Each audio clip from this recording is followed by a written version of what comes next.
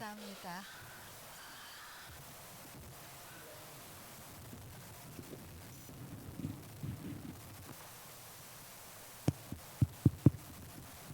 네, 감사합니다. 들리시죠? 예. 어, 보라색이 너무 이쁘네요. 제가 제일 좋아하는 색이에요, 보라색이.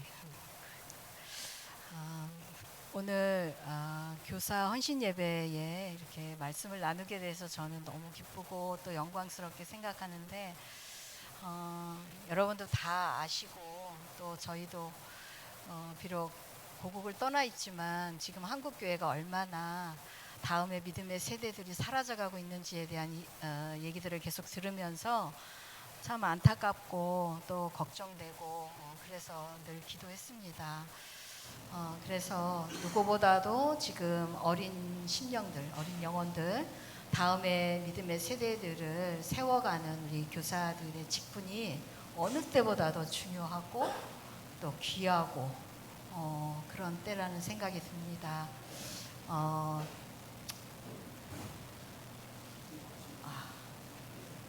제가 마이크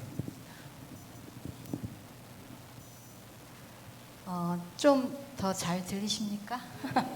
예, 그럼 들고 가겠습니다.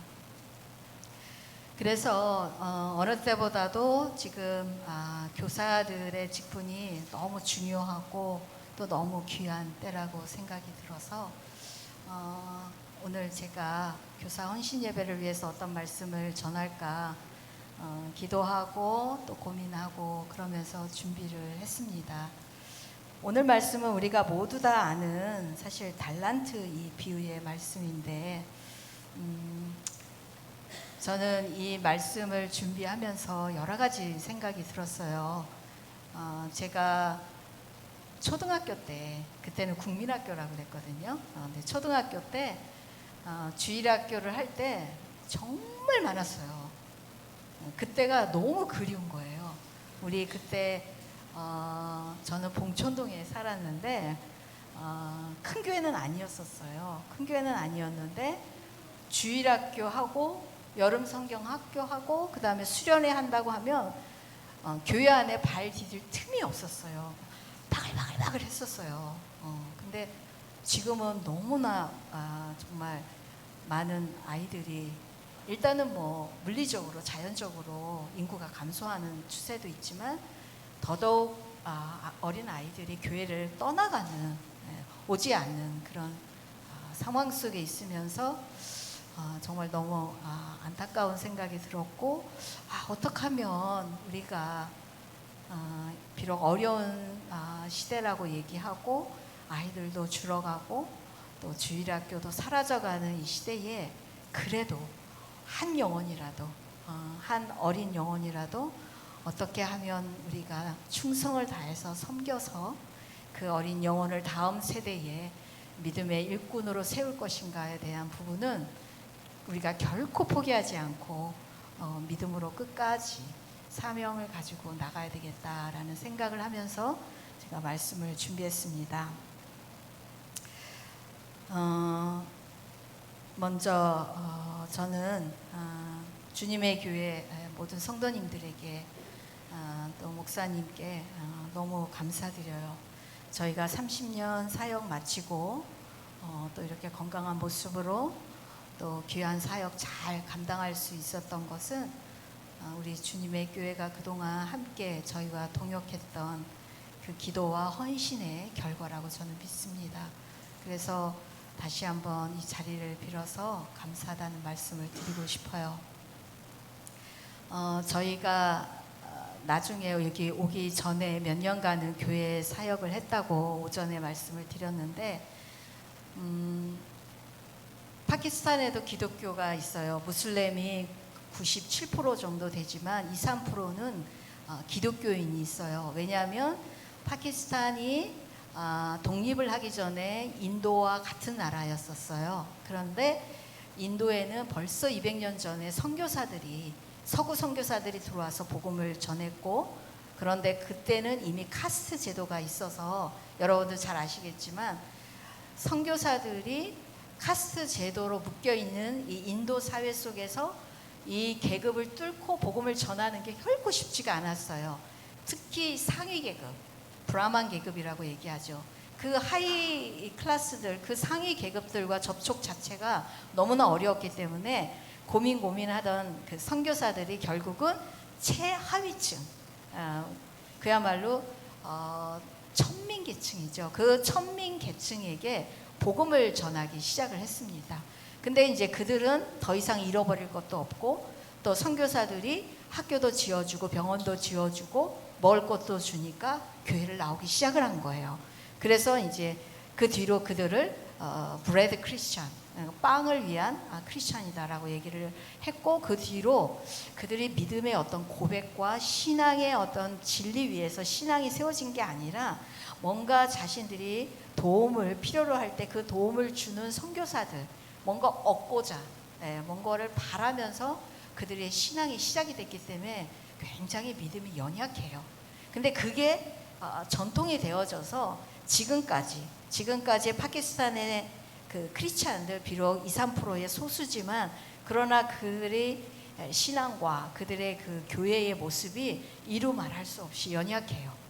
그래서 저희가 정말 이제는 무슬림 사역을 정리하고 교회 사역을 해야 되겠다.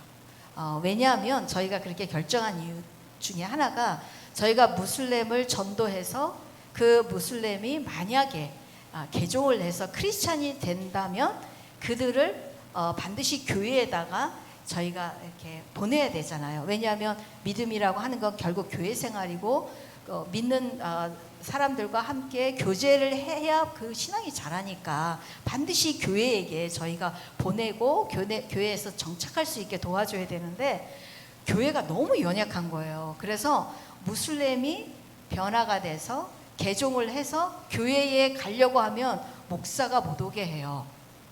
왜 그러냐면 무슬림이 개종하는 건 불법이거든요. 파키스탄에서는 이슬람 공화국이기 때문에.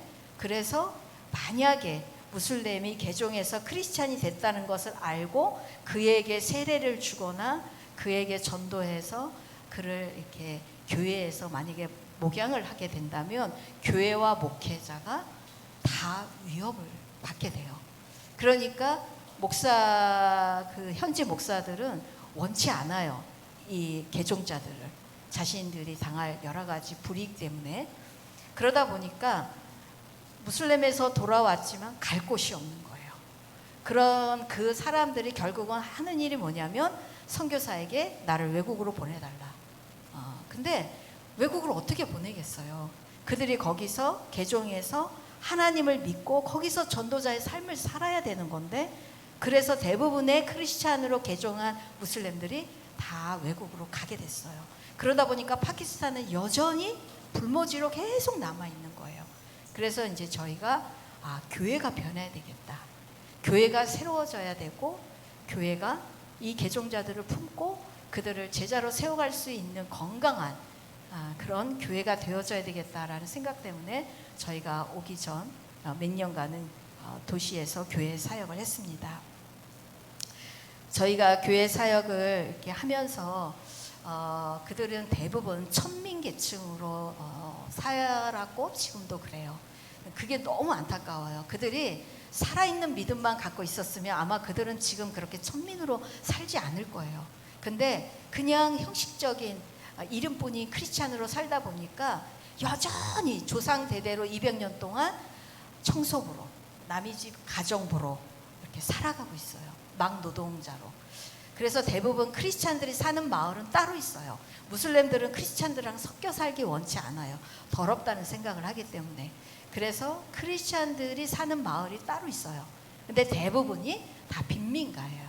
다 슬럼가를 이루고 있는데, 그래서 대부분은 그 안에서 슬럼가에서 사는 크리스찬들이 대부분 알코올 중독과 마약 중독에 빠져 있어요. 굉장히 아이러니하죠. 크리스찬인데 술 중독과 마약 중독에 빠져서 무슬림들은 크리스찬들을 멀리해요. 더러운 존재라고 생각하기 때문에. 그래서 저희가 사역을 하면서 이제 그 슬럼가를 저희가 방문하고 신방을 해야 되는 그런 상황이 되어서 이제 매일같이 저희가 그 슬럼가를 찾아가는데 거기는 이제 아침부터 이제 저희가 이렇게 그 슬럼가를 가면 워낙은 골목이 좁잖아요. 슬럼가라 꼬불꼬불해요. 그러면 저희 차가 들어갈 수가 없으니까 이제 큰 길에다가 저희는 차를 이제 세우고 남편과 함께 그 길을 꼬불꼬불한 길을 걸어가는데 이제 워낙 그 가난한 마을이다 보니까 하수구가 다 오픈되어 있어요. 그러니까 길 양쪽으로 다 이렇게 오픈된 열려진 하수구인데 이제 거기에 온갖 오물과 그 똥물과 뭐 이게 다 옆으로 지나가요. 그러니까 이제 여름만 되면 뭐 냄새가 말도 못하게 고약하죠.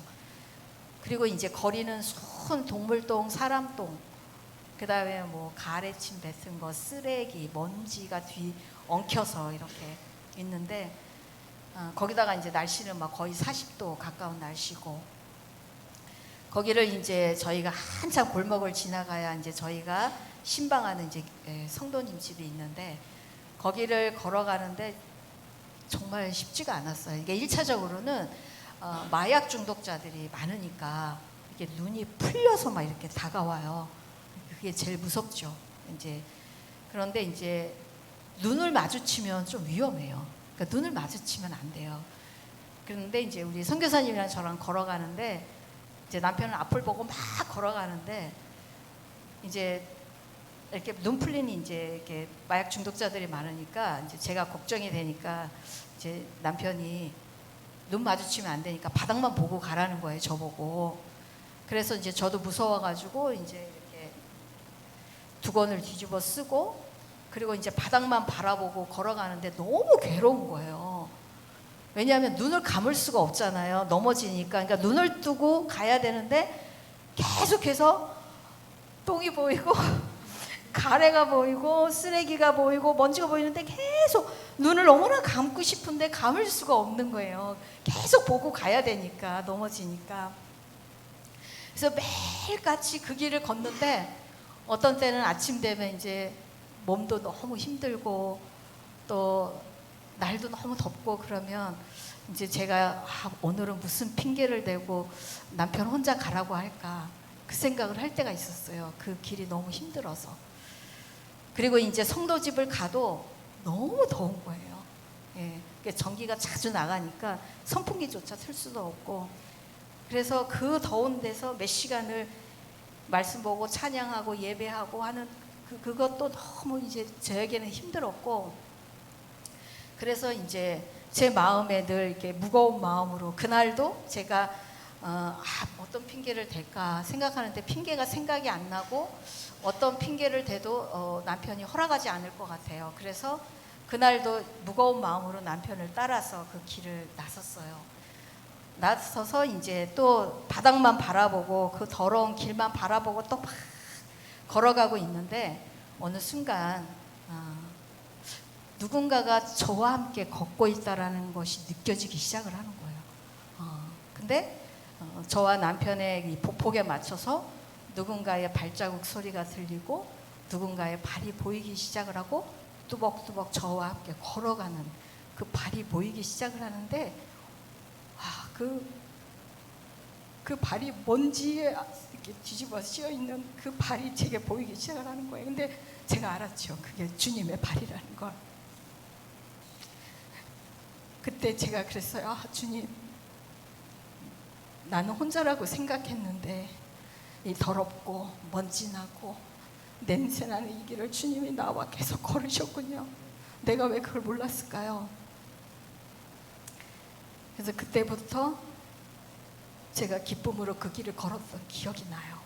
근데 주님만 함께 걸으셨을까요? 저는 그 먼지나고 그 어렵고 또 그 위험한 그 길을 우리 주님의 교회 동역자 여러분들이 기도로 저와 함께 걸었다고 저는 믿습니다. 그래서 제가 여기까지 올 수 있었던 것 같아요. 그래서 그 길을 이렇게 기도로 함께 걸어주신 우리 주님의 교회 성도님 모든 분들께 다시 한번 감사를 드립니다. 제가 이제 중간에도 종종 이렇게 한국에 방문하거나 아니면 또 이번에 이제 제가 30년 사역을 다 마치고 돌아와서 많은 분들에게 듣는 이제 인사가 얼마나 고생하셨어요. 정말 고생 많으셨지요 라고 하는 위로의 말씀인데 저는 정말 매번 이 인사말을 들을 때마다 정말 죄송해요. 제 자신이. 제가 이런 말 들을 자격이 없다는 생각이 자꾸 들어서 저를 정말 사랑하고 또 위로하고 격려하시는 말씀이라는 건 제가 잘 알겠는데 내가 이런 말을 들을 자격이 있을까라는 생각을 합니다. 제가 이 말씀을 이런 위로의 말씀을 들을 때마다 제가 부끄럽고 또 하나님 앞에 죄송한 이유가 있어요. 맞아요. 어떻게 보면 인간적인 눈으로 보면 30년간 고생했죠. 어려운 지역에서 어린 아이들을 그곳에서 낳고 또 키우면서 적지 않은 고생을 한 것도 맞는데 그럼에도 불구하고 제가 이런 위로와 격려의 말씀을 들을 때마다 제 마음이 무거운 이유가 첫 번째 이유는 뭐냐면요. 제가 중국 티벳도 그랬고 또 파키스탄도 그렇고 참 어려운 사람들이 많았어요. 정말 파키스탄은 특히 대부분 많은 사람이 밖에서 노숙을 해요. 집이 없어서. 그리고 밖에만 나가면 신발 없는 어린 아이들이 저의 차로 막 쫓아와서 막 동냥을 합니다. 돈을 조금이라도 더 받아보려고. 그리고 또 어떤 어머니는 태어난 지 얼마 되지도 않은 정말 조망만한 그 핏덩이를 안고 그 떼약볕에서 구걸을 해요. 또 어떤 사람들은 다리가 없고 손이 없고 또 수많은 지체 장애자들이 또 구걸을 합니다. 너무 가난한 사람이 많고 배고픈 사람이 많고 정말 우리 상상을 초월하는 비참하고 처절한 삶을 살아요. 그런 사람에 비하면 선교사인 우리는 집이 있고 차가 있고 먹을 것이 있고 입을 것이 있잖아요. 어떻게 보면은 그들에 비하면 너무나 풍성한 것을 누리면서 선교지에 사는 우리가 도저히 고생했다라고 얘기할 수가 없어요. 두 번째 이유는 사실 지금은 선교사들이 오지에 들어가고 많은 어려운 지역에 들어간다 해도 사실은 옛날 선교사들, 옛날 믿음의 선배들하고 비교한다면 정말 많은 걸 누려요. 선교사들이. 지금은 정말 인터넷이 다 되고, 그죠? 지금은 땅끝이 어디냐 그러면 인터넷이 안 되고 와이파이가 안 터지는 데가 땅끝이라고 그러더라고요. 근데 정말 그런 데가 거의 없을 정도로 대부분 선교사들이 사실은 선교지 어려운 곳에 있지만 가족들과 언제든지 화상통화를 할 수 있고 메시지를 서로 주고받고 전화를 할 수 있고 또 마음만 먹으면 비행기를 타고 고국에 왔다 갔다 할 수 있는 이런 환경에서 살지만 그러나 옛날 믿음의 선배들, 우리 믿음의 선교사님들 그분들은 정말 그분들이 얼마나 어렵고 고통스럽고 힘든 믿음의 길을 갔는지 우리가 다 알잖아요. 그죠? 우리나라에 온 선교사님들도 자기 어린 자식을 묻고 아내를 묻고 그렇게 그들이 헌신했죠. 그리고 많은 선교사들이 한 달, 두 달 배를 타고 선교지로 가다가 죽고 도착도 하기 전에 죽고 아프리카 밀림으로 간 선교사는 도착하자마자 현지인에게 창에 찔려서 죽기도 했어요. 또 어떤 선교사는 선교지에 가다가 배 안에서 이제 1살밖에 되지 않은 자식이 병이 들어 죽어요. 그 바다에, 그 차가운 바다에 그 죽은 아기를 강보에 싸서 그 아이를 바닷물에 던지죠. 그리고 선교지로 오는 거예요. 그런 선교사들의 헌신과 그 고난과 아픔에 비교하면 이 시대를 살아가는 제가 선교가 어렵고 고생스럽다는 얘기를 절대 할 수가 없죠. 그렇지만 제가 이런 위로와 격려의 말씀을 들으면서도 제가 자격이 없다 생각하고 죄송한 마음을 갖는 가장 큰 이유는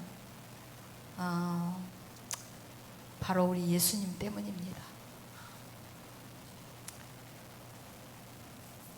예수님이 우리를 위해 헌신한 걸 우리가 생각하면 정말 우리의 헌신은 정말 아무것도 아니에요.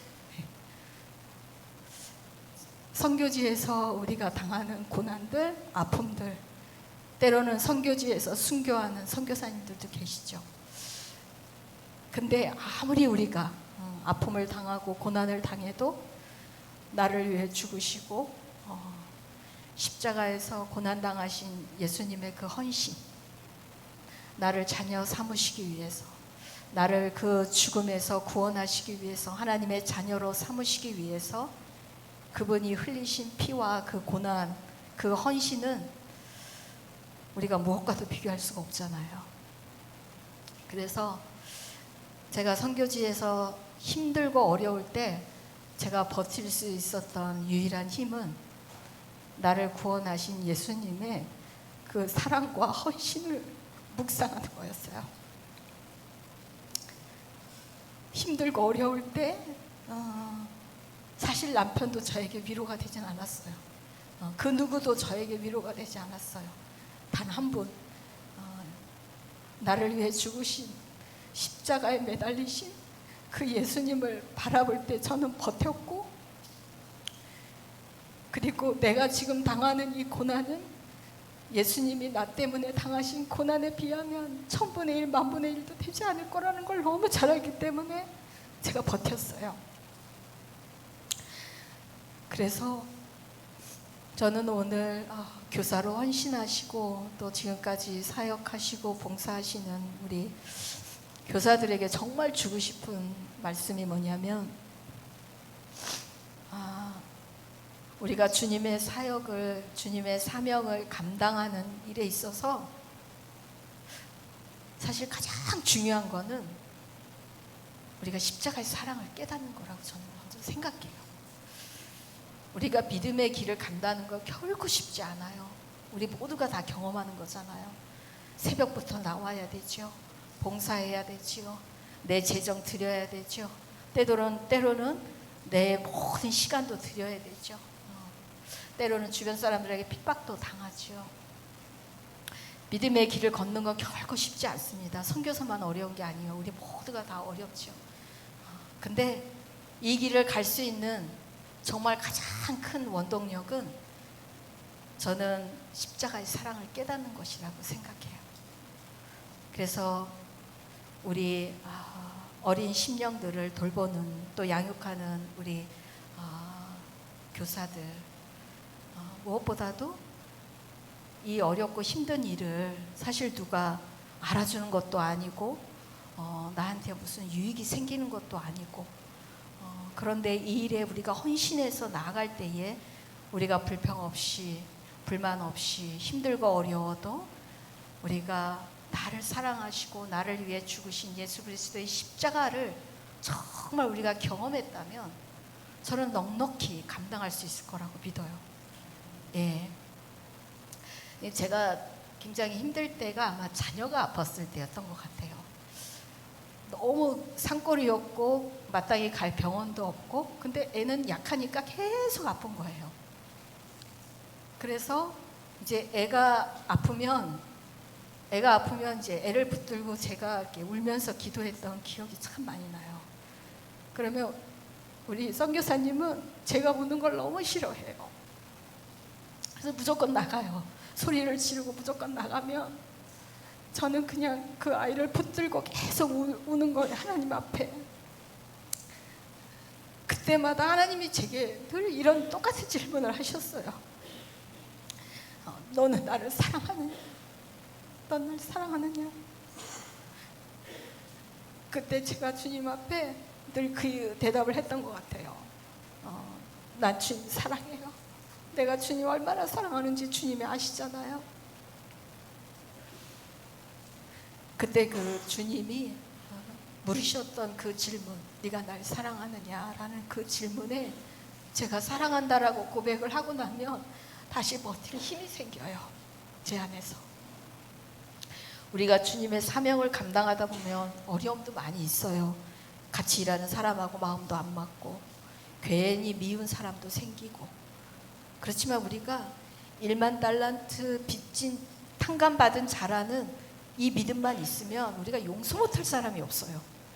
근데 우리가 300데나리온 빚진 친구의 멱살을 잡고 용서하지 못하고 하는 이유는 다른 게 아니에요.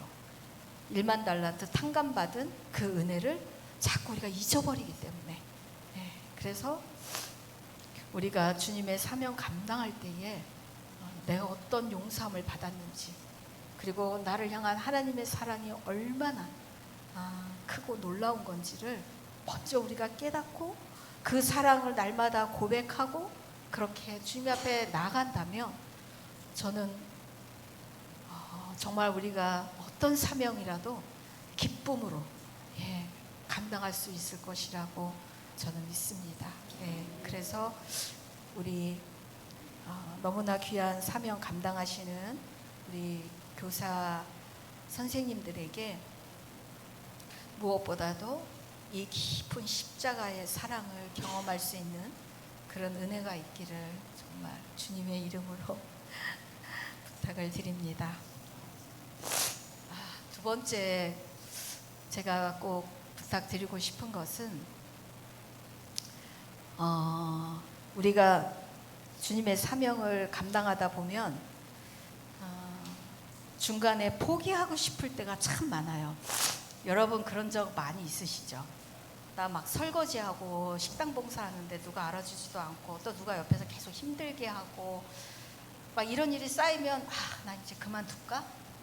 아니면 직장에서 누군가를 위해서 막 정성을 쏟아서 막 전도하고 그 사람을 위해서 기도하고 하는데 오히려 그 사람이 나를 힘들게 하고 내가 어떤 얘기를 해도 듣지 않고 나한테 호의적이지 않고 그러면 그냥 저 영혼 내버려 둘까?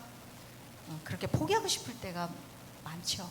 심지어는 믿지 않는 남편 좀 마음을 비우고 좋은 마음으로 섬기고 어떻게 하든지 전도하려고 했는데 우리의 심기를 건드리는 행동이나 말을 하면 어떻게 하죠? 다시 부르르 화가 나면서 그래 내가 이 인간을 포기하고 말겠다 그런 생각할 때가 있잖아요. 우리가 종종 자녀도 그렇게 권면하고 교회 가자고 하고 믿음 생활 하자고 하는데 뺀질뺀질 부모 말 안 듣고 그러면 우리 어떻게 돼요? 그래 네 인생 네 거다 네가 살아봐라. 그리고 포기하고 싶을 때 우리 진짜 많잖아요. 그죠? 저도 그랬어요. 저도 헤아릴 수 없을 만큼 포기하고 싶을 때 많았던 것 같아요. 근데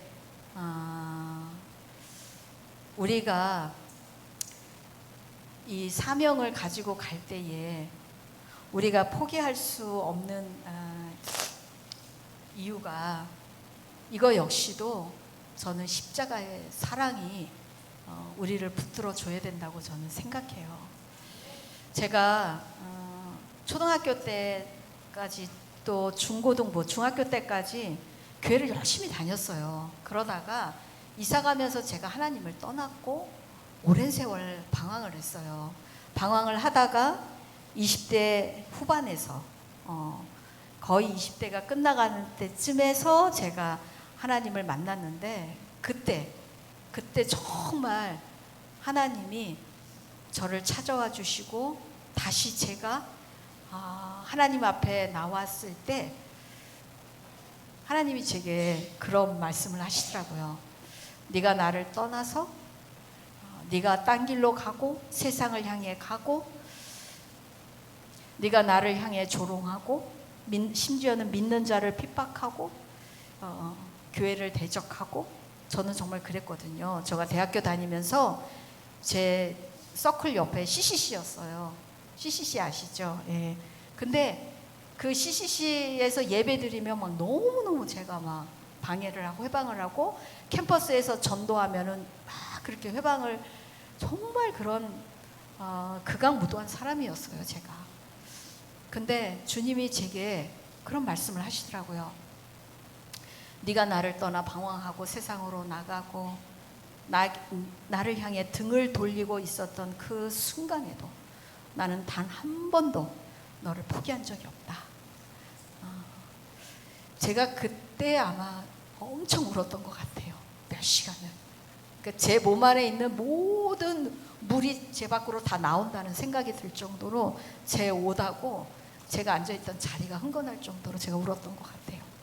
제가 그때 경험한 게 포기하지 않는 사랑. 사랑은 절대 포기하지 않는다는 걸 배웠어요. 그래서 제가 선교지에서 수없이 포기하고 싶은 마음이 있었을 때에도 제가 포기할 수 없었던 건 그 하나님의 사랑. 나를 끝까지 놓지 않았던 그 하나님의 사랑이 저를 견디게 했던 것 같아요. 제가 여기 이제 나오기 전에 30년 동안 살은 그 선교사의 삶을 정리하고 집안 살림들을 정리하고 하나씩 하나씩 정리하면서 하나님 앞에 기도를 하는데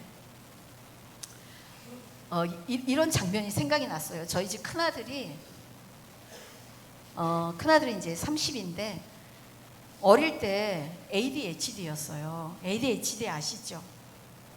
엄청 산만하고 막 엄청 개구장이고 정신이 하나도 없었어요. 그러니까 잠시라도 가만히 안 있고, 그래서 제가 그때는 이제 우리 정승희 목사님이 이제 담임 목사님이셨는데 예배를 드릴 수가 없는 거예요, 애 때문에. 그래서 애를 데리고 유아실에 갔었어요. 이 건물이 지어지기 전에 유아실이 있었는데 그 유아실에 가니까 여기 한두 집사님은 아마 경험이 있으실 거예요. 남의 집 여자아이 머리를 다 뽑아놓는 거, 우리 아들이 여기를 꽉 잡고, 그래가지고 막 걔는 막 자지러지러 우는데 막 제가 너무 창피한 거예요. 선교사의 자녀가 저런 모습이니까. 그래서 제가 예배 드리는 것도 너무 부담이 됐고, 밖에 나가면 정신없이 뛰어요. 너무 위험한데. 그래서 밖에만 나가면 저는 우리 아이 손을 잡고 놓을 수가 없어요. 너무 불안해서 찾기라도 뛰어들고 막 그러니까. 그런데 그 장면이 생각이 나는 거예요. 제가 제 큰아들 손을 꼭 잡고 그 모든 외출해서 일을 다 마치고 집에 올 때까지 내가 우리 아들 손을 잡고 놓지 않고 집까지 와서 제가 완전히 기진맥진했던 그 수많은 시간들이 있었거든요. 근데 그 장면들이 생각이 나면서 하나님이 저를 어떻게 잡고 오셨는지가 보여주시는 거예요. 연약했고 부족했고 때도 쓰고 돌아가고 싶다고도 얘기하고 때로는 주저앉기도 하고 불평하기도 하고 먼저 달려가기도 하고 가자고 하는데 버티기도 하고 했던 선교 30년 동안을 주님이 제 손을 한순간도 놓지 않았던 게 그게 깨달아지기 시작을 했어요. 주님은 절대 날 포기하지 않는구나. 내가 너무나 형편없는 선교사일지라도 하나님 나를 포기하지 않았구나. 그 감사가 제가 30년 사역 정리하고 살림들을 정리하면서 그게 너무 감사했었어요. 예. 그래서 우리 교사들도 그렇고 우리 모두도 지금 우리가 누군가의 영혼을 위해서 우리가 기도하고 전도하고 섬기고 있다면 우리는 끝까지 포기하면 안 돼요. 왜? 하나님이 우리를 포기 안 했으니까 우리 이 자리에 와 있는 거거든요. 하나님이 포기했으면 우리 여기 올 수 없었어요. 우리가 예쁘고 우리가 충성스럽고 우리가 성실하고 신실해서 하나님 우리 여기까지 오게 한 거 아니거든요. 그분이 신실하셔서 우리를 여기까지 오게 하셨기 때문에 우리도 그 사랑을 받은 자로서 그 누구도 절대 포기하지 말아야 된다는 거죠. 예, 정말 어린 심령들을 섬길 때 교사분들 정말 힘든 일 많을 거예요. 저도 교사를 해봤기 때문에. 하지만 우리가 포기하지 않는 사랑으로 아이들을 붙들고 그 아이들을 위해 기도해주고 그러면 정말 그 영혼들, 그 어린 심령들이 세워져서 우리 주님의 교회 다음에 믿음의 세대들로 저는 세워질 거라 믿습니다. 제가 결혼하기 전에 중고등부 교사를 했었어요. 근데 이제 작은 교회에 했었어요. 큰 교회가 아니라. 그래서 제가 맡은 학생들이 이제 고등학생이었는데 한 7, 8명 정도 됐어요. 됐는데 참 특이하게도 그 7, 8명이 다 문제아였어요. 그러니까 학교도 가고 싶으면 가는 애들이었어요. 진짜 문제아들이었고 집에서도 거의 내놓은 자식들이었고, 그리고 교회에서도 은근히 이 문제아들이 좀 안 왔으면 좋겠다 그런 아이들이었어요. 왜냐하면 자꾸 술 먹고 교회 와서 자니까. 그런 애들이 제가 맡은 애들이었어요. 근데 저는 그때 막 뜨거울 때였거든요. 그래서 저는 그 아이들이 너무 이뻤어요. 그 사고를 치는 아이들이. 왜냐하면 제 눈에 걔네들은 그냥 잃어버린 영혼이었어요. 문제아도 아니었고 그냥 날라리들도 아니었고 제 눈에 그냥 잃어버린 영혼이었어요. 얘네들 반드시 주님 앞에 데리고 가야 되겠다라는 생각밖에 없었어요. 그래서 그 나이 또래에 제일 좋아하는 게 뭐예요? 먹는 거잖아요. 그래서 제가 결혼하기 전에 학원 강사를 했어요. 잘 나가는 수학 강사라 돈을 좀 많이 벌었어요. 그래서 저는 월급을 타서 정말 그 아이들에게 다 쏟았어요. 떡볶이 사주고 김밥 사주고 치킨 사주고 별걸 다 사줬어요. 그래서 저보다 제 월급날을 더 눈 빠지게 기다렸어요, 걔네들이. 그리고 저는 종종 잊어버리는데, 선생님 다음 주 월요일이 선생님 월급날이잖아요. 그래서 제가 그러니? 저보다 더 이렇게 손을 꼽아가면서 기다리는 거예요. 그럼 저 퇴근하는 시간 귀신같이 알고 그 입구에 기다리고 있어서 같이 데리고 치킨을 사주고, 심지어는 제가 집에 데리고 와서 집에서 삼겹살을 구워주고 냉면을 해주고 그러면서 붙들고 기도하고 성경 공부를 했어요. 그런데 얘네들이 쉽게 돌아오진 않았어요. 어떤 애는 몇 주일 안 와요. 그래서 찾아가 보니까 가출을 했대요. 그래서 마음 잡았는 줄 알았더니 다시 마음을 놓친 거예요. 그래가지고 또 그 아이들을 위해서 찾아다니고 또 기도하고, 그러면서 이 아이들이 뭐 그렇게 대단하게 변화되고 좋아진 상태에서 제가 선교지에 간 게 아니에요.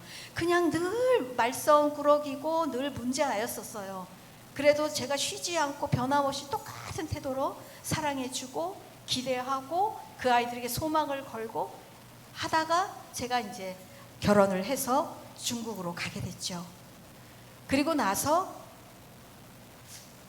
제가 중국에 있다가 제가 7년 만에 이제 추방을 당해서 한국에 나오게 됐어요.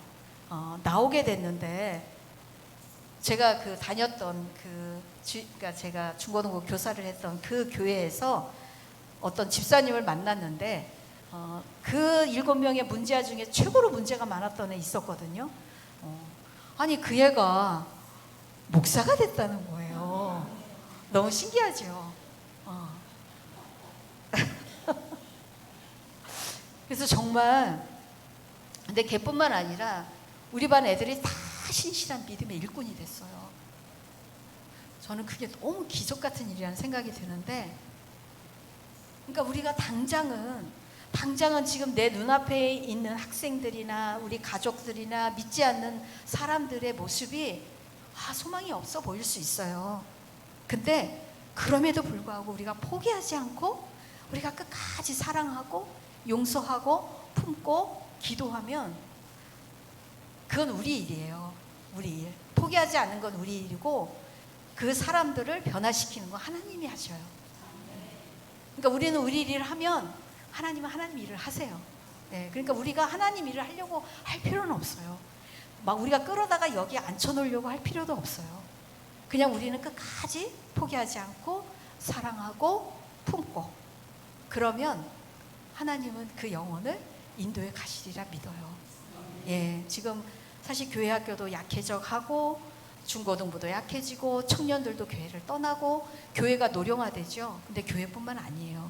저희 선교지에 선교사들이 안 나와요. 예전에는요, 최소한 10년, 20년 전만 해도 늘 새로운 선교사들이 들어와요. 그러면 이제 저희가 시니어 선교사니까 저희들한테 와서 인사하고, 그러면 저희가 교제하고, 저는 막 식사를 대접하고, 그러면서 교제하고 그랬던 게 너무 기억이 생생한데, 지금은 새로운 선교사들이 안 들어와요. 그리고 선교사들도 노령화가 돼가지고 지금 다 은퇴할 선교사들이 대부분이에요. 정말 걱정스러워요. 선교지도 그렇고 교회도 그렇고. 네. 그래서 우리가 더욱더 깨어서 우리가 기도하고 다음의 믿음의 세대들이 세워지는 것, 정말 이것을 위해서 정말 우리가 기도 많이 해야 돼요. 예. 먼저 우리 가족의 자녀들, 내 손주들부터 믿음의 다음 세대들로 확실하게 우리가 세울 수 있도록 기도하고, 만나면 늘 권면하고 말씀으로 세워갈 수 있는 저희 모두가 되었으면 좋겠습니다. 마지막으로 사실은 오늘 우리가 달란트 말씀을 보았는데, 저는 이 달란트 말씀을 볼 때마다 저는 여러 가지 비유의 말씀을 이렇게 좋아하는데요. 저는 비유의 말씀을 볼 때마다 늘 이런 생각을 늘 해요. 예수님이 이 비유를 통해서 정말 나에게 주시고 싶은 말씀이 뭘까? 정말 내게 주고 싶은 말씀이 뭘까? 우리 비유는 굉장히 의미가 포괄적이고 간접적이기 때문에 사람마다 비유를 해석하는 게 너무 달라요. 그리고 또 받아들이는 게 다르고, 저는 각자 다르게 받아들일 수 있다고도 생각해요. 그런데 우리가 항상 먼저 생각해야 될 건 뭐냐면, 이 상황에서 예수님이 지금 이 예수님의 말씀을 듣고 있는 사람들을 향해서 어떤 메시지, 과연 정말 예수님이 주고 싶었던 포인트가 뭘까를 고민하고 묵상하는 게 정말 중요하다고 생각해요. 예수님이 정말 이 달란트 비유를 통해서 우리 모두에게 주고 싶은 게 뭘까? 사람마다 각자 달란트가 있다는 얘기를 하고 싶은 걸까? 하나님이 각각 재능에 따라 달란트를 나눠 준다는 것일까? 아니면 정말 나에게 비즈니스 마인드가 있어서 내가 가진 것들을 가지고 정말 잘 이렇게 비즈니스를 해서 30배, 60배, 100배의 이렇게 열매를 얻어서 그걸로 하나님 나라를 위해서 사용하라고 하시는 걸까? 어떤 때는 5달란트, 2달란트, 한 달란트가 있는데 나한테는 한 달란트도 없는 것 같아. 나는 노래도 잘 못하고, 그렇다고 내가 돈이 많은 것도 아니야, 학식이 많은 것도 아니야, 나는 별로 가진 것도 없어, 할 수 있는 것도 없어, 나는 한 달란트도 없나 봐 라고 생각하는 경우도 많은 것 같아요. 저도 이 달란트 말씀을 볼 때마다 늘 그 생각했어요. 나는 꼭 한 달란트 받은 사람 같아 라는 생각을 참 많이 했거든요. 근데 제가 어느 날 이 달란트의 말씀을 묵상을 하면서 제가 그때도 하나님 앞에, 하나님, 이 달란트의 말씀이 정말 제게 어떤 말씀을 주시고 싶어서 이 비유로 하셨을까요? 저한테 필요한 메시지가 뭘까요? 라고 물어보면서 묵상을 한 적이 있어요. 근데 그때 제가 어떤 상황이었냐면은 저희가 히말라야 산골에서 한 11년을 살았는데요. 거기는 여자들이 외출을 못해요. 반드시 남편과 동행해야 돼요. 아니면 좀 큰 아들과 이렇게 같이 나가야 돼요. 여자 혼자 나가는 거는 이제 관습상 어려워요. 그래서 이제 제가 유일하게 외출하는 때는 언제냐면 일주일에 한 번, 2주일에 한 번 남편과 함께 시장을 같이 따라가는 거예요. 근데 그나마 남편이 제 옆에 서 있는데도 여자가 나왔다고 옆에 그 무슬림 남자들이 계속 저를 만져요. 남편이 바로 옆에 있는데도 엉덩이도 만지고 막 만져요. 나오지 말라고. 그러니까 제가 밖에 나갈 수 있는 상황이 아니었어요. 그래서 늘 저는 365일 집 안에 있는 거예요. 답답하죠. 그것도 집이 좋은 것도 아니고 조그만 집. 여름에는 햇빛이 내리쬐면 밖에보다 안이 정말 더울 수밖에 없는 그런 곳에 전기는 잘 안 들어와요. 겨울에도 하루에 겨우 몇 시간? 잠깐 들어오는 거죠. 여름에도. 그래서 선풍기를 쓸 수도 없고, 더더욱 뭐 에어컨 자체는 저희 집에 없었고. 그러니까 막 날은 더운데 그렇다고 내가 밖에 나갈 수도 없어. 그 좁고 더운 집에서 내가 뭐를 할 수 있을까? 나 선교하러 선교지에 왔는데 나는 매일 집에서 밥하고 빨래하고 애들 돌보고 그게 다인 거예요, 저에게. 그래서 정말 하나님 앞에 이렇게 불평을 하게 되더라고요. 제가 너무 답답해서. 그래서 하나님 앞에 이렇게 불평을 하고 있는데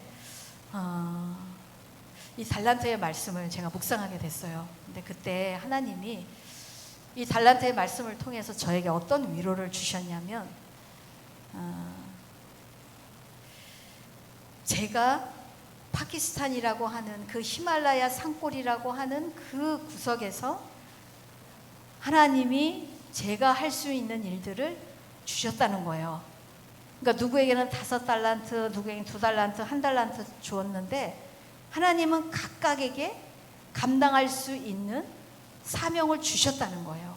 그러니까 뭐냐면 저는 나는 이거 하고 싶어요, 저거 하고 싶어요. 그게 사명이 아니라는 거예요. 하나님이 내게 주신 게 사명이라는 거예요.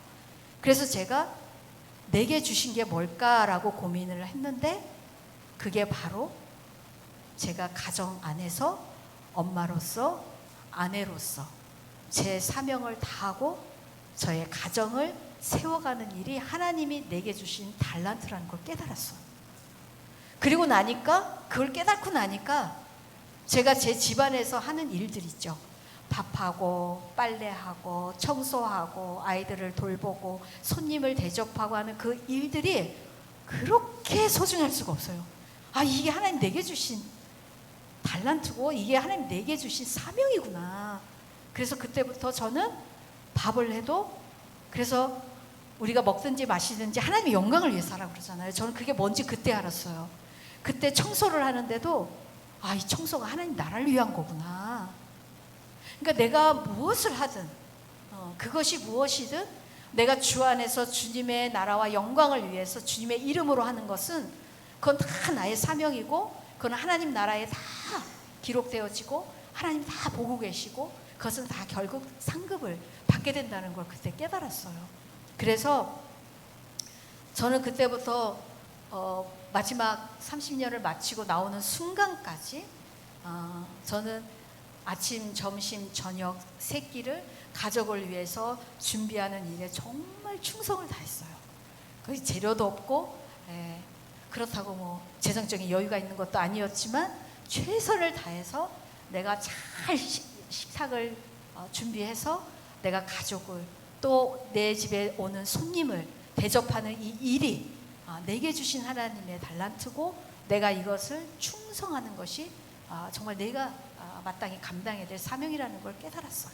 그리고 그때 저는 이 달란트의 비유 중에서 가장 중요한 건 하나님이 정말 예수님이 정말 이 달란트를 비유를 통해서 내게 그리고 우리 모두에게 주시고자 했던 메시지는 저는 이거 하나라고 생각해요. 오늘 말씀에도 나오지만 충성. 주님은 충성을 말씀하고 싶었던 게 아닐까 저는 생각해요. 근데 충성을 우리가 잘 생각해 보면요, 마음을 다하는 거거든요. 내 온 힘을 다하는 거예요. 여기에는요, 지혜가 필요한 것도 아니고 학식이 필요한 것도 아니고 건강이 필요한 것도 아니고 어떤 스펙이 필요한 게 아니에요. 경험이 필요한 게 아니에요. 충성은 누구나 할 수 있어요. 모든 사람이 할 수 있어요. 가진 게 없어도 충성은 내가 가진 것 전부를 드리는 것이기 때문에 하나 가진 자는 하나 전부를 드리면 되는 거예요. 그래서 오늘 보면 5달란트는 5개를 남겼어요. 5달란트를 가진 사람에게 주인이 10개를 내놓으라고 하지 않았어요. 5개만 원했거든요. 그러니까 우리가 얼만큼 가졌는지 우리보다 주님이 더 잘하신다는 거죠. 그러니까 하나님은 우리가 가진 것 이상을 우리에게 요구하지도 기대하지도 않는다는 거죠. 우리가 가진 것, 내가 할 수 있는 것.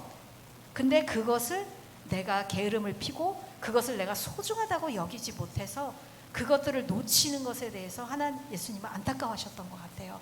그래서 파묻어 두지 말라. 파묻어 두지 말고 하나 가졌으면 어때?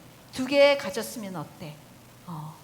네가 가진 것, 내가 너에게 준 사명, 그것을 소중히 여기고 그것을 사명을 다하고 충성을 다할 때 그 상급은 똑같다는 거죠. 1달란트나 2달란트나 5달란트나 1달란트도 1달란트를 남겼으면 저는 똑같이 상을 주셨을 것 같아요. 왜냐하면 지금 상이 똑같아요. 상이 뭐지요? 착하고 충성된 종이라는 칭찬이죠. 이것처럼 큰 상이 없죠. 똑같아요, 상은. 예, 그래서 저는 선교지에 있으면서 정말 아내로서 또 엄마로서 제가 충성을 다해서 가정을 세우고 또 저희 집을 찾는 손님들에게 정말 정성을 다해서 대접을 했어요. 그래서 제가 하는 일이 작다고 생각이 안 들었어요. 그런데 이제 그렇게 제가 하나님 앞에서 그냥 작은 일에, 제가 해야 될 일에 충성을 다할 때 하나님이 어떤 일을 행하셨냐면, 그 깊은 산 골짜기에 누가 찾아오겠어요. 근데 하나님이 계속해서 저희 가정에 사람을 보내기 시작을 하는 거예요. 예. 그러면서 때로는 여행객을 보내주시고, 때로는 지친 선교사님들을 보내주시고, 알지도 못하는 그런 분들을 보내주시기 시작을 하는데, 저희 집에 와서 같이 식사를 하고 같이 예배를 드리면서 그분들이 회복되고 소생하고 치유되어지고 예수님을 믿게 되고 주님 앞에 나오게 되고 하는 그런 일들이 일어나기 시작을 했어요. 그래서 제가 비록 나는 정말 방에서 나가지도 못하고 정말 그 속 안에서 내가 할 수 있는 일은 없다고 생각할 땐 정말 아무 일도 할 수 없었는데, 하나님이 내게 주신 달란트, 내게 주신 사명을 내가 깨닫고 그 일에 내가 충성하기 시작을 하니까 하나님이 이제 정말 제가 하고 싶었던 일, 영혼 살리는 일을 제게 맡겨주시기 시작하셨어요. 그래서 정말 많은 영혼들을 보내주셨고, 그저 오며 가며 아무 생각 없이 저희 집을 들렸던 여행객들이 복음을 듣고 하나님께 돌아오는 일도 있었어요. 어떤 한 신학생은, 저는 처음에 신학생인지도 몰랐어요. 거기 이제 배낭 여행객들이 종종 오는 코스예요. 그 코스가. 근데 이제 배낭 여행객이 왔는데 저희는 이렇게 차를 타고 지나가다 보면 배낭을 딱 메고 이렇게 배낭족들이 다니는 게 보여요. 그러면 뒷모습만 봐도 한국 사람인 게 느껴져요. 일본 사람하고 중국 사람들은 이상하게 분위기가 달라요. 한국 사람은 뒷모습부터가 달라요. 저희가 외국에 살아서 그런지 굉장히 그게 예민해요. 그래서 차를 딱 세우고 한국 분이시죠? 그랬더니 너무 놀라는 거예요. 그래서 저희 집에 와서 한국 음식 드시겠냐고 그러니까 너무 좋아하죠. 배낭객으로 다니면서 배고프잖아요. 그래서 저희 집에 모시고 와서 저희가 한국 음식을 막 해드렸어요. 한국 음식 맛있게 드시고 나면 이제 우리 선교사님이 열심히 설거지를 하고 저는 그분을 붙들고 전도를 하기 시작을 했어요. 그래서 전도를 이렇게 하는데 제가 말씀을 이렇게 전하고 하는데 이분이 굉장히 얼굴이 이제 심각해지기 시작을 하는 거예요. 20대 청년이었는데. 그리고 나서 이제 제가 어떻게 여기 왔는지, 우리가 여기서 무슨 일을 하는지에 대한 이야기를 나누는데 이제 이 청년이 울기 시작을 하는 거예요. 그러면서 뭐라고 했냐면, 나는 신대원에 다니는 신학생입니다.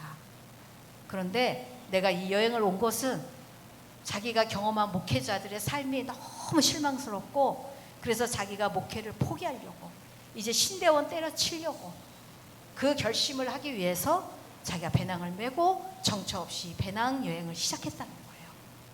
그래서 중국을 거쳐서 저희 동네에 온 거예요.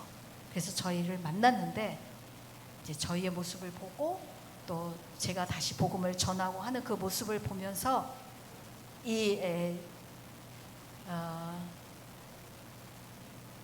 청년이 뭐라고 얘기를 하냐면, 제 눈에는 너무나 많은 목회자들의 연약함과 허물만을 보고 제가 하나님의 사명을 너무 쉽게 저버렸는데, 이 보이지 않는 곳에 이렇게 하나님을 섬기는 분들이 많은데 내가 왜 이분들을 바라보지 못하고, 왜 내가 그 연약한 모습만 보고 내가 왜 이 길 가는 것에 대해서 이렇게 쉽게 포기했을까.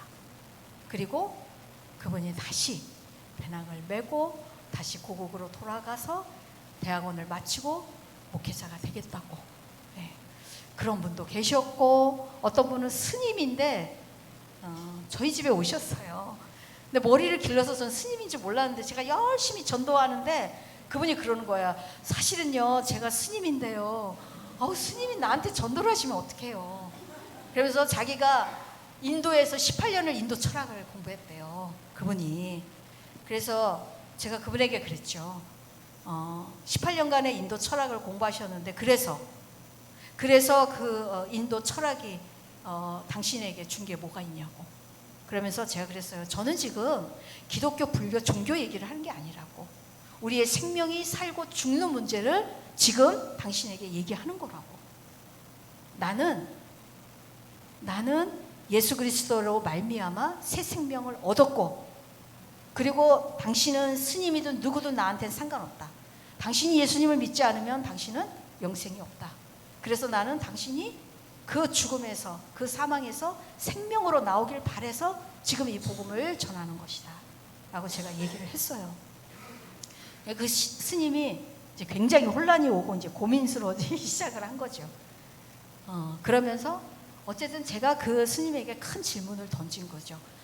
스님 돌아가시면 반드시 교회에 나가셔서 한번 생각해 보라고. 18년간 인도 철학을 공부했어도 그 인도 철학이 당신을 구원할 수 없다. 구원할 수 없는 거 무조건 미련 없이 다 버려라 그랬어요, 제가.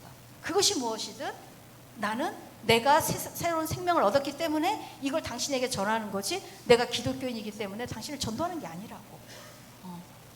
그래서 당장 돌아가셔서 그 헛된 거 다 버리고 오직 우리에게 생명을 주시는 예수님을 만나기를 바란다고.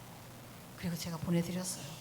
어쨌든 정말 많은 간증과 정말 많은 스토리가 있어요. 저는 비록 방에서 나올 수 없었지만 제가 하나님의 그 작은 일에 충성하고 그것이 저의 달란트라는 것을 믿고 제가 충성하면서 그 사명을 감당할 때에 하나님이 전 세계에서 사람을 저희 집에 보내주시고 그 영혼들을 구원하시고 그 영혼들을 치유하시고 인도에 가시는 일들을 하는 걸 제가 그 시골 구석에서 오직 제가 집 안에서 그것을 바라보면서 얼마나 우리가 우리의 사명을 깨닫는 게 얼마나 중요한 건지 정말 깊이 깨달았어요. 그래서 지금 내 앞에 주일학교 학생 한 명이야. 그럼 어때요? 그건 중요하지 않아요. 왜? 한 영혼이 천하보다 귀한데. 그렇잖아요. 그렇죠? 예. 그러니까 작고 크고 그것은 전 중요하지 않다고 생각해요. 정말 내 앞에 그 한 영혼, 한 학생, 그 한 영혼을 위해서 우리가 헌신하고 우리가 충성하고 끝까지 포기하지 않고 그리고 우리가 기도한다면 하나님은 그 한 심령을 통해서 정말 놀라운 일을 하실 거라고 믿어요. 예. 시간이 많이 가서 제가 정리를 하겠습니다. 오늘 정말 이 달란트의 비유의 말씀을 가지고 정말 나누고 싶고 하고 싶은 얘기는 너무 많은데 정말 오늘 교사 헌신 예배를 통해서 나누고 싶은 것은 주님이 우리에게 요구하시는 건 우리의 특별한 지혜도 또 재능도 능력도 아닌 충성이라는 것. 우리는 모두 다 우리의 마음을 다해 뜻을 다해 힘을 다해 우리가 하나님이 우리에게 맡기신 사명을 우리가 충성스럽게 감당할 때에 부족하지만 연약하지만 정말 오병이어의 기적 알잖아요. 내가 가진 건 오병이어밖에 없어. 그러나 우리가 그것을 충성스럽게 하나님 앞에 드릴 때 헌신할 때 하나님은 5,000명을 먹이시잖아요. 예, 저는 그런 기적과 이적이 저와 우리 여러분들의 삶 속에 일어나기를 주님의 이름으로 축복합니다. 예, 제가 잠깐 기도하겠습니다.